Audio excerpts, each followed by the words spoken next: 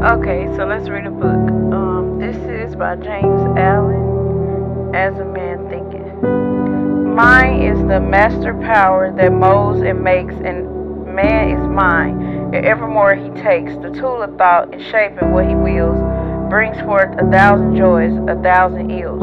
He thinks his secret and it comes to pass. Environment is but his looking glass. Forward.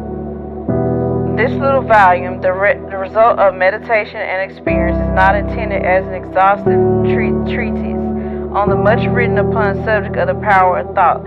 It is suggestive rather than explanatory, its object being to stimulate men and women to the discovery and perception of the truth that they themselves are makers of themselves. By virtue of the thoughts which they choose and encourage, that mind is the master weaver, both of the inner garment of character and the outer garment of circumstance, and that as they may have hitherto woven in ignorance and pain, they may now weave in enlightenment and happiness. James Allen, Broad Park Avenue, Ilfracombe, England. Thought and character.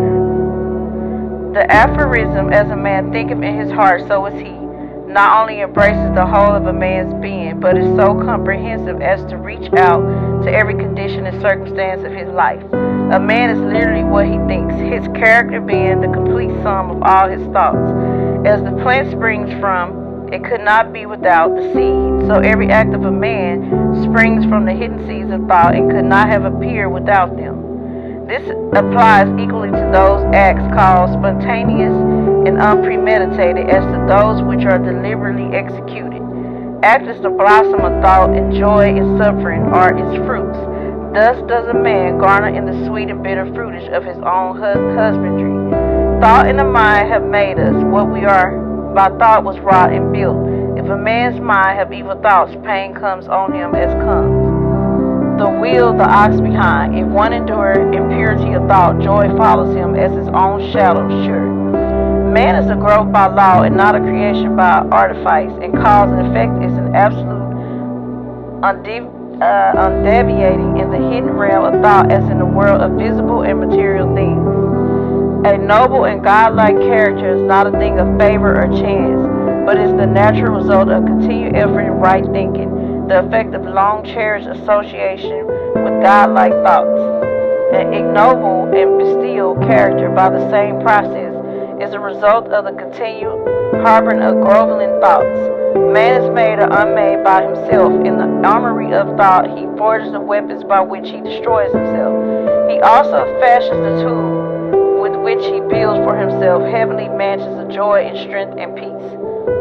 By the right choice and true application of thought, man ascends to the divine perfection. By the abuse and wrong application of thought, he descends below the level of the beast. Between these two extremes are all the grades of character, and man is their maker and master.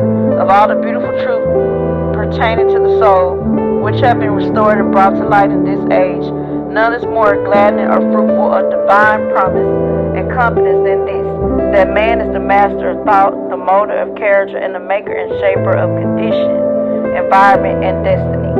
As a being of power, intelligence, and love, and the lord of his own thoughts, man holds the key to every situation and contains within himself that transforming and regenerative agency by which he may make himself what he wills. Man is always the master, even in his weaker and most abandoned state, but in his weakest and degradation, he is the foolish master who misgoverns his household. When he begins to reflect upon his condition and to search diligently for the law upon which his being is established, he then becomes a wise master, directing his energies with intelligence and fashioning his thoughts to fruitful issues. Such is the conscious master, and man can only thus become by discovering within himself the laws of thought, which discovery is totally a matter of application, self-analysis, and experience. Only by much searching and mining are gold and diamonds obtained, and man can find every truth connected with his being if he will dig deep into the mind of his soul, and that he is the maker of his character, the molder of his life, and the builder of his destiny. He may unerringly prove if he will watch, control, and alter his thoughts, tracing their effects upon himself, upon others, and upon his life and circumstances. Linking cause and effect by patience, practice, and investigation, and utilizing his every experience, even to the most trivial, everyday occurrence as means of obtaining that knowledge of himself, which is understanding, wisdom, power.